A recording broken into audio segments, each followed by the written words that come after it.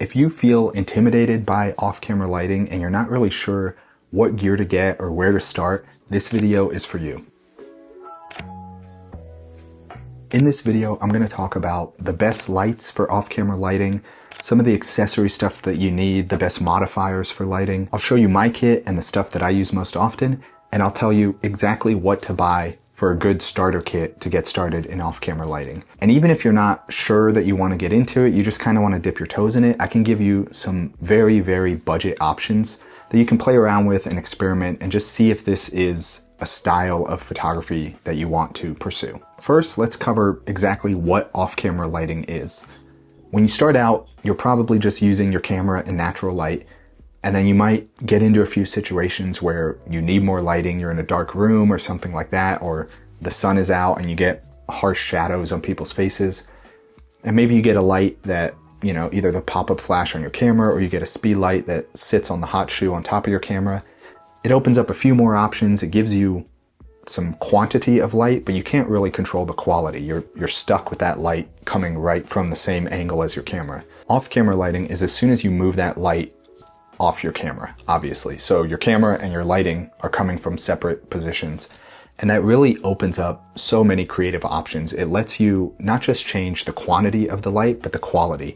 You can move it around to change how the light looks on your subject's face and shape their face. You can add different modifiers to change what type of light you're getting. So it really adds a lot of depth and capability to your photography. To start, let's talk about the two different types of off-camera lighting.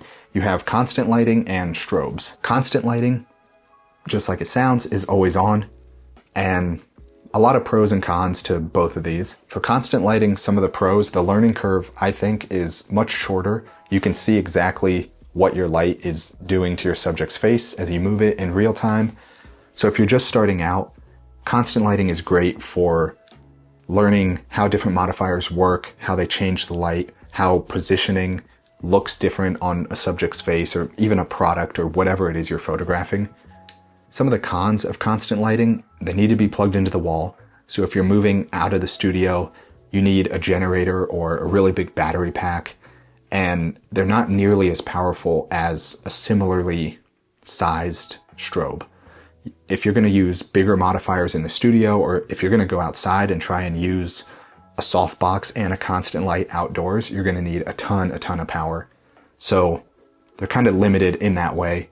Another pro, you can use them for video work. So if you're a hybrid shooter, maybe you do want to go with constant lighting. Let's talk a little bit about strobes. This is kind of my specialty. I've been shooting with strobes for almost 20 years now. I'd say 90% of my portrait work has some sort of strobe lighting in it.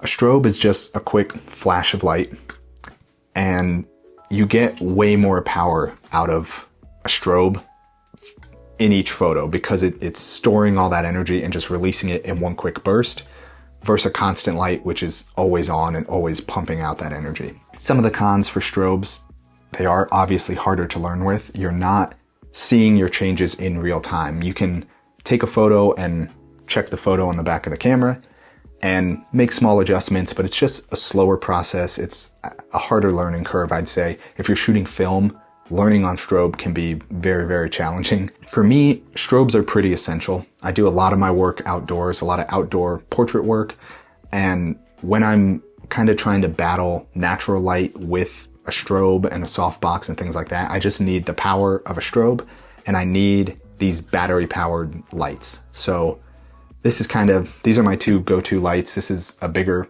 heavy-duty Profoto B10 Plus. If I'm using bigger modifiers outdoors, I'll bring that. But this little light, even through a small softbox, has enough power to shoot in full sun and get the sort of lighting that I want. So I really love strobes for my work. So next up, I'm going to walk you through my off-camera lighting kit, the gear that I use the most and why I have certain things. And then we'll go over a good starter kit, and then we'll get into some of that budget stuff. So I already showed you my lights. I use a lot of flash in my photography. My small little travel Profoto. Try to use this whenever I can unless I need the extra power, just because this fits in my main camera bag, super tiny. A lot of times I don't even have this mount on it. So I need this mount if I need to put this light on a stand or with an umbrella. but often I just carry it like this. It's like the size of a Coke can.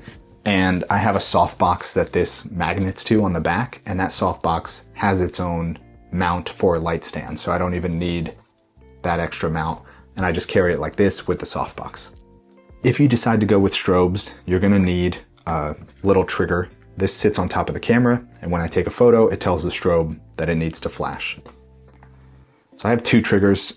This one I've had for a while. It's kind of like it's a nicer one because you can control the power on the lights directly from your camera.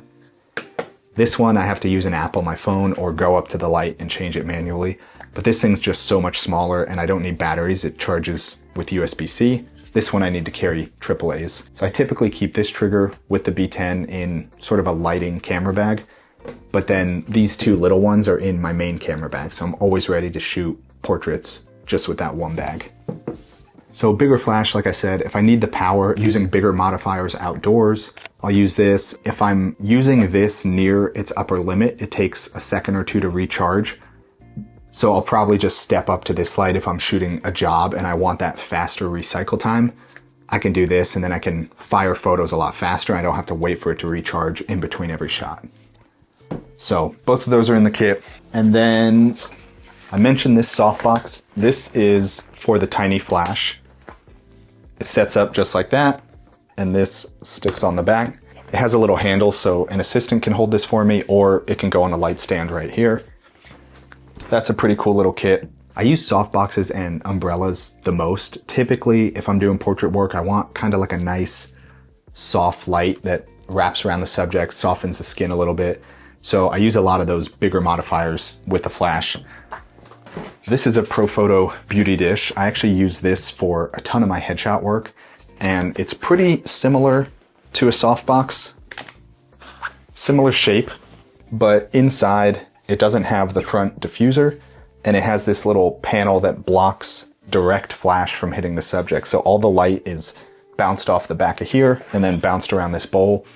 It just gives you kind of like a more directional, crisper sort of light than a softbox. So I use that for a lot of my headshot work. It's just a nice light. Love a beauty dish, softbox, umbrella. They're all great. And then if I'm not looking for a very soft light source, I have this reflector. It looks a lot like sunlight. So really the only time I'll use this hard metal reflector is with a orange gel taped over the front if I want to mimic sunset light or something like that. It's kind of cool because you can shoot in the shade or on a cloudy day and set up this light with an orange gel far away and it looks like fake sunset light. So you can get golden hour light for however long you want. It's pretty cool. I don't use this much, but there's not really like a replacement for a hard reflector. So it stays in the closet and gets pulled out once or twice a year when I need it. And then I already mentioned umbrellas, but just a super simple lighting option. It opens up, flash faces up in here, just like that. Fills the whole umbrella, you get a nice soft light. And this is actually part of a kit that has a front face fabric, so the light bounces off the inside of that umbrella, hits that front face fabric, and it's diffused again. Really like those kits. It's called a Photech Soft Lighter. I think Godox also makes umbrellas like that. Another thing in my kit, these are pretty loud. This is not meant to be an ASMR video, but I just have a variety of gels. I use a lot of orange often, so I have a bunch of different orange strength gels just to warm up my light. I like warmer light on skin tones, but you can get any color gel and do really anything you want. There's hundreds of colors. Just make sure they're photography gels or they could melt. If your lights get hot, if you're using constant lighting, you could easily melt like cheaper plastic gels. So these are either Lee or Roscoe, both make Hollywood quality gels that won't melt. That's pretty much it for my kit. I have some older Profoto strobes in the closet and I'll pull those out if I need extra lighting for a bigger project or if I'm setting up a studio or I need to light a white backdrop or something like that. I have a bunch of different soft boxes and umbrellas and things like that. I'm not going to show you each one, but those modifiers, the hard reflector, the beauty dish, the softbox, umbrella, those give me a good mix of different types of lighting that covers all of the work that I shoot. Now let's get into a small kit to get started with off-camera lighting. If money is no concern, I absolutely love this Profoto A2. This and the trigger came as a kit for about $1,000, which I know is a lot, especially if you're getting into it. I don't recommend that you drop that amount of money just to start your off-camera lighting kit. I did some digging around online. I saw that Godox makes a flash called the AD200, which I've actually heard people talk about. They say it's a great flash, it has great reviews. I think that whole kit comes with a trigger, comes with a flash, and a few other accessories, is about $350. I will link to a lot of this stuff. I'll link to that flash down in the description. So as you're building out this kit, you can go check out some of those links. But you really need a flash and a trigger that works with your camera model and your flash to get you going, or you need a constant light and you don't need the trigger. All right, you have your light. Since we're using it off camera, you need some way to hold it. This is the light stand that I recommend. This is a Matthews medium duty stand. It's expensive. It's about $130, but I've tried dozens of light stands over the years, and you can't find a light stand for under $100 that isn't going to be junk in a year. I don't know, maybe it's because I'm not super gentle with them. I use them a lot outdoors and stuff. I just haven't had one that doesn't start seizing up, or a leg gets bent, or the center column gets bent and it's unusable. It doesn't hold much weight. My lights start to sag. It starts to fall over. Just so many problems with cheaper stands. Like I said, this one's kind of pricey. It's kind of heavy, but it's built in a way that all the parts of it are replaceable if they need to be, but it's also just built super sturdy. I mean, this thing is a tank. It's probably gonna last me the rest of my life. So pretty good investment. I kind of like going overkill on light stands, especially as you start to get into, like, you know, these nicer, I mean, this Profoto is like $2,000. I don't want to put it on some flimsy light stand and it falls over and breaks. So nice sturdy light stand. One of the benefits of these real heavy duty ones, you can set them up, and if you're working outside and you're a little hesitant because of wind or something like that, you can hang your camera bag on it, or you can throw sandbags on it. You can really weigh these down with some weight so that they're just not going to move even if the wind picks up. Nice heavy duty stand. This is the one I recommend. If you want to go cheaper because you're just trying to test things out, eventually upgrade to a good stand. Next up, something to change your light so you're not just blasting a bare flash bulb right at your subject. You get harsh shadows, that sort of thing. I always recommend beginners start with an umbrella. They're very budget friendly, and honestly, you get nice, beautiful light out of an umbrella. Soft boxes are nice. I mean, that's what I tend to use, but they're definitely more expensive. And the difference between an umbrella and a softbox, it's not super noticeable. I mean, you see it in the catch lights in people's eyes, but an umbrella is a great place to start. So if you got those three things, that Godox flash or something similar, a light stand, and an umbrella, you're pretty much set for some simple one light off-camera lighting. And honestly, I use one light in probably 90% of my photos. It's pretty rare that I'm getting into multi-light setups. And so that kit will really add a lot of creativity, a lot of options in your photography, and it's good enough for a lot of client work. A lot of my headshots are just one light kind of set 45 degrees off to the side and up, so it's coming in kind of at this angle to my subject. And lighting doesn't have to be complicated, so that's a great kit. Now let's go over some of the super budget stuff that I was talking about. As you get into very budget choices for your lighting, you're gonna have more speed bumps along the way, things you gotta figure out, just like small, annoying things that a nice, expensive system will get rid of. But if you're just dipping your toes in, don't spend a lot of money, try some of these budget options, and then start to upgrade if it's a style of photography that you like. So if you don't wanna spend $350 or whatever it is for like a Godox flash and the trigger, you can look for a used speed light. Websites like KEH or B&H has used stuff, or even Facebook Marketplace. A speed light is, you know, the flashes that sit on the hot shoe on top of your camera. Normally those can be used off camera. You need a way to trigger them, so you might still have to buy a trigger for that flash, but you can often find those used for pretty cheap. And you might even be able to save money on the trigger. A lot of those older flashes have a wired port that you would run all the way back to your camera. You'll probably need an adapter that goes in your hot shoe for that. I think it's called a PC port. So that goes in the hot shoe. It's like a little box. Plug in the cord, plug the cord into your flash, and you know, it's annoying because you have that cord running all the way to your flash, but it will trigger it when it's off camera. So that's an option. Some of those speed lights even have a slave mode where they will fire whenever they see another flash. So if you have a pop-up flash, or if you have two speed lights and just point one at the ceiling and have one off camera, set the master one to a pretty low power so it doesn't influence your photo, just enough that it can fire the slave flash. And that's another option if you don't want to get a trigger. Again, there's kind of problems with all of those. The cable, you're limited by your cable length. The slave mode probably won't work great outdoors because it's so bright. You're going to need more and more flash power so that the off-camera flash even sees the master flash and knows to fire. But again, if you're just kind of dipping your toes in, those might be good options.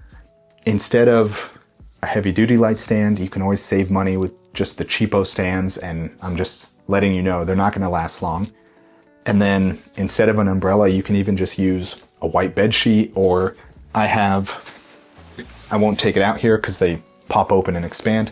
This Godox 5-in-1 reflector is, I think it was like $50 or so. It opens up to be huge. It's like 5 feet by 3 feet. And that might be a good option because you can use it in your natural light photography, but then you can also take off the reflector and you just have the shoot through section of it, and you can shoot your flash through that. So there are ways to save money. You just have to get a little more creative. And then one more budget tip. I don't know if this is even something I'd recommend, but I have seen people use those sort of hot lights that you find at like Home Depot or Harbor Freight. They plug in, they turn on, there's no adjustability. It's just like a 100-watt bulb with like a metal bowl over it. Sure, it is light, but it's gonna get hot. Definitely don't put that thing near any diffusers or modifiers. You're gonna start a fire. If you're working with a subject, one of those probably isn't gonna be enough. So you know, let's say you have 4 or 5 of those clamped up on a light stand, your subject's gonna start sweating, it's gonna be hot. So, you know, not a great option, but the point is there are creative ways to play with light that aren't expensive pro photo flashes. So, you know, one of those little hot lamps might be great if you're just shooting.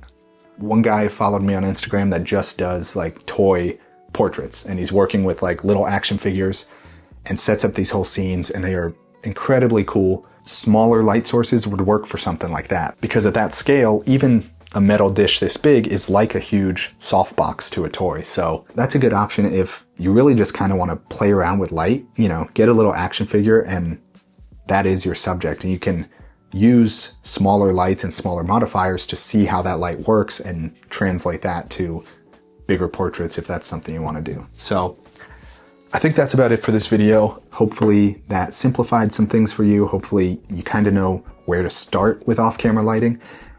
I do agree that it feels very intimidating, but you just take it one step at a time. And I've done multi 5-6 light setups, and over the course of my career, I've kind of like gotten more and more complicated with lighting and come back to just nice, simple one light setups. So it really doesn't have to be complicated, and you just learn one thing at a time. You make a mistake, find out why that mistake happened, learn from it, and like anything else in life, you get better and better. So wish you the best.